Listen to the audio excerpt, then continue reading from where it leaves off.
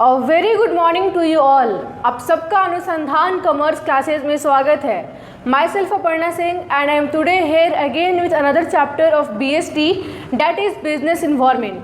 तो आज हम इस चैप्टर की 3 पॉइंट्स को डील करने वाले हैं। First, meaning and concepts of business environment. Second, nature and feature of business environment. And third, importance of business environment.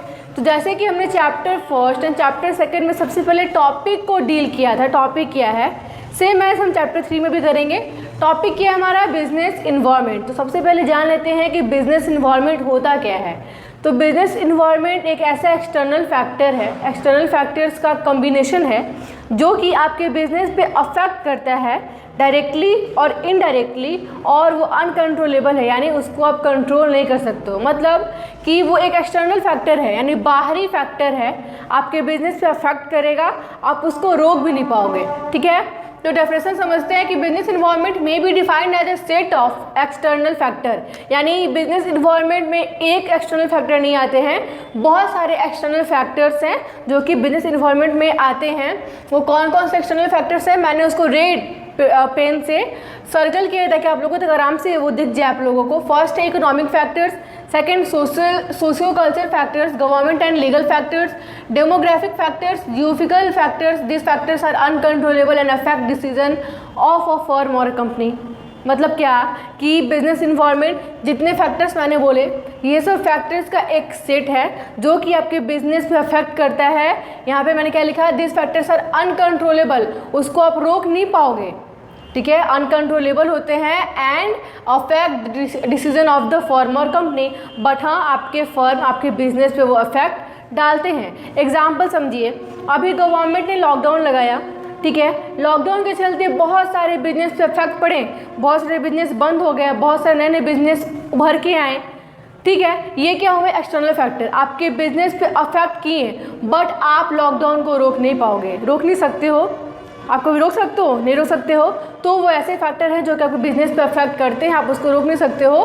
Factors क्या क्या हैं, क्या कौन कौन से फैक्टर्स आप देख लीजिए। इकोनॉमिक फैक्टर्स मतलब वैसे फैक्टर्स जो कि मॉनेटरी से रिलेटेड हैं, यानी फंड, पैसे से रिलेटेड होते हैं, उनको हम बोलते हैं इकोनॉमिक फैक्टर। जैसे कि इंटरेस्ट कितना होगा, इंटरेस्ट रेट, टैक्सेस। ठीक है, सेकेंड है सोशियो कल्चर फैक्टर। मतलब क्या, हमारा कल्चर भी एक ऐसा एक्सटर्नल फैक्टर है जो कि बिजनेस पे इफेक्ट डालता है। एग्जाम्पल समझिए कि अभी धनतेरस आता है, तो जो धनतेरस में सबको जानता है कि इंडिया के लोग electronic product and jewellery purchase करते हैं। तो जो electronic product and jewellery produce करता है बिजनेस या फिर कंपनी, वो क्या करता है? धनतेरस के समय एक ऐसा ऑफर्स लाता है, डिस्काउंट ऑफर, ताकि लोग उसका प्रोडक्ट खरीदें। तो धनतेरस में इलेक्ट्रॉनिक एंड ज्वेलरी की प्रोडक्ट जो भी बिक्री होती है वो बढ़ती है। तो कल्चर, हमारा फेस्टिवल बिजनेस पे अफेक्ट किया। ठीक है, होली में कलर्स ज़्यादा बिकते हैं, तो कलर्स के जो कंपनी कलर्स प्रोड्यूस करती हैं उसके लिए एक फ़ायदा हुआ। तो कल्चर जो भी हमारा ट्रेडिशन है, सब कुछ बिजनेस पे अफेक्ट करता है, उसको आप रोक नहीं पाओगे। ठीक है, सारे कुछ अनकंट्रोलेबल होते हैं, आप किसी को रोक नहीं पाओगे।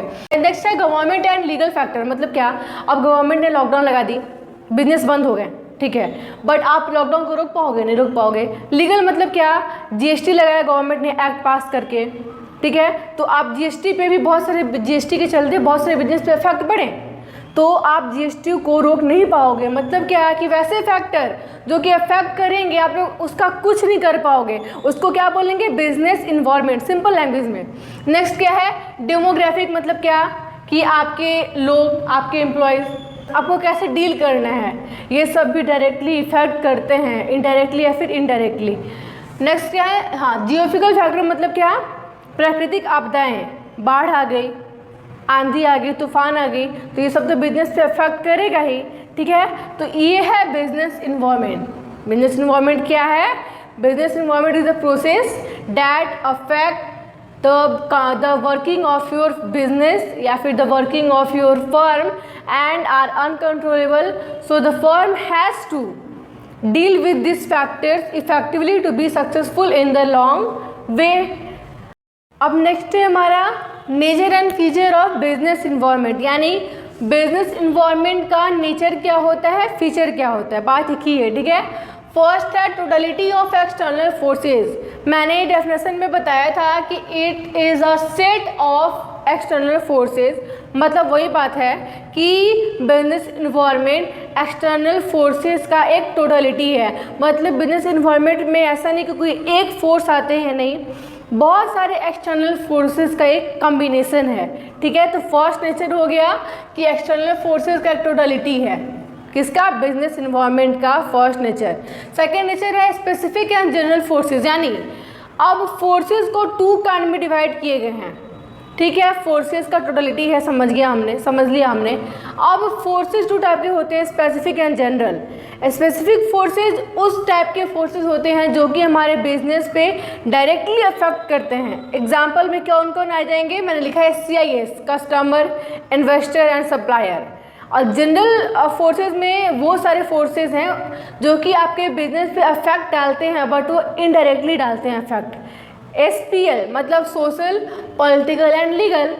ठीक है, तो फोर्सेस के काइंड हो गए स्पेसिफिक, जनरल। स्पेसिफिक जो कि डायरेक्ट अफेक्ट करे एंड जनरल जो कि इनडायरेक्ट अफेक्ट डाले हमारे बिजनेस पे। अब है इंटर रिलेटेडनेस, मतलब क्या कि एक दूसरे से सब कुछ जुड़ा हुआ है। अब एक फैक्टर दूसरे फैक्टर से जुड़ा हुआ है।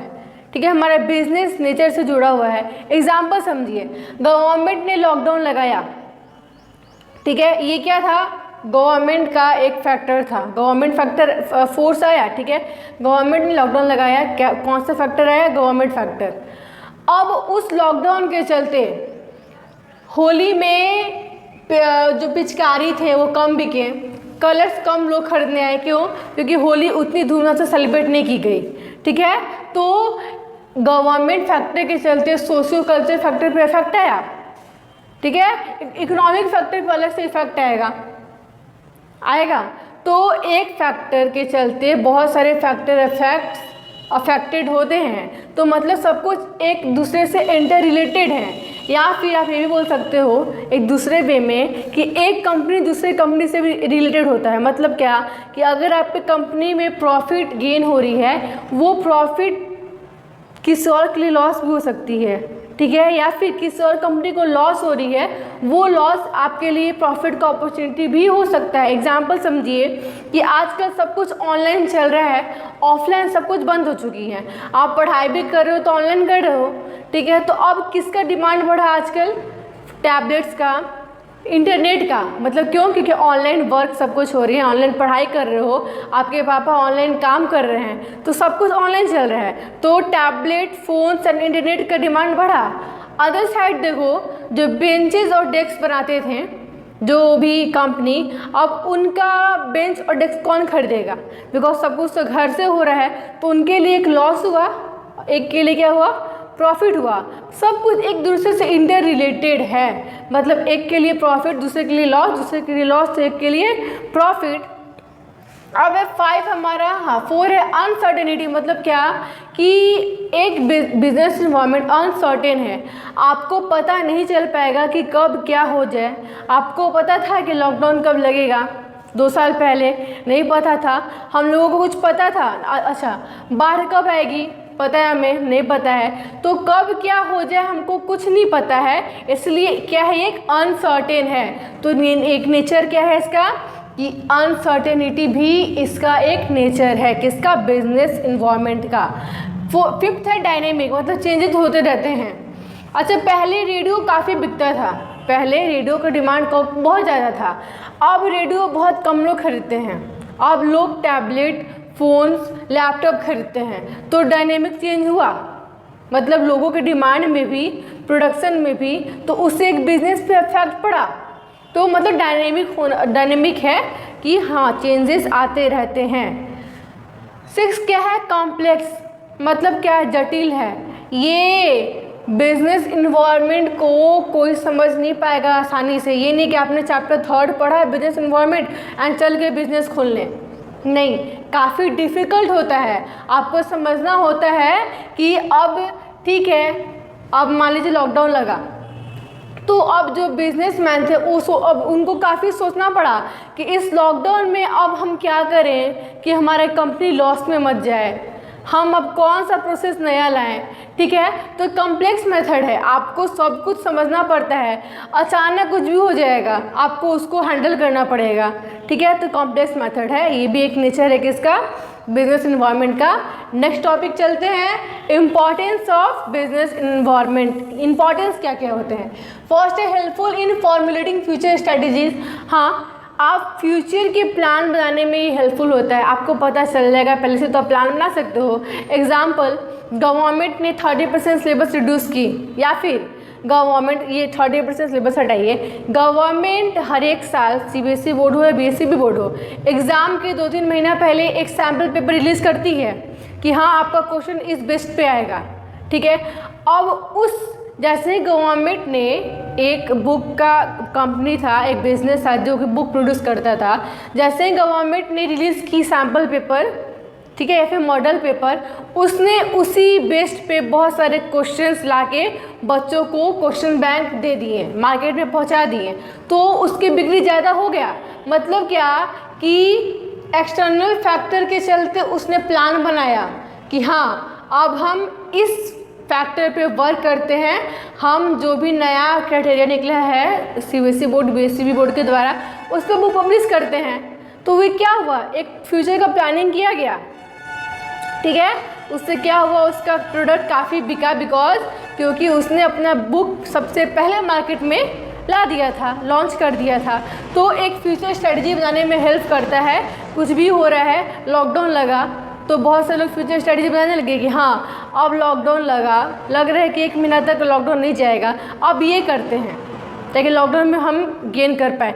तो ये सब क्या एक प्लान है, ठीक है, हेल्प करता है बिजनेस इन्वायरमेंट फ्यूचर स्ट्रेटजी को बनाने में। सेकंड क्या है कि helpful in giving information as to uncertainties, risk and dangers. इसका मतलब सिंपल समझिए कि पहले हम एग्जांपल बता दूं मैं, पहले हम लोग ऑफलाइन क्लास चलाते थे, ठीक है। अब सब कुछ क्योंकि बंद हो गया है तो हमने ऑनलाइन शुरू कर दिया। हमने समझ लिया कि ऑफलाइन में रिस्क है, अब ऑफलाइन नहीं चल पाएगा। अगर हम बैठे रहते हैं कि लॉकडाउन ख़त्म होगा तो पढ़ाएंगे, क्या हम गेन कर पाते? नहीं। हमने देख लिया कि आने वाला ज़माना सब कुछ ऑनलाइन होने वाला है, तो हमने जितना कैपिटल था सब ऑनलाइन में लगा दिया। हमने एक अपना सेट बनाया ऑनलाइन का ताकि आप लोगों तक वीडियोस पहुंच पाए।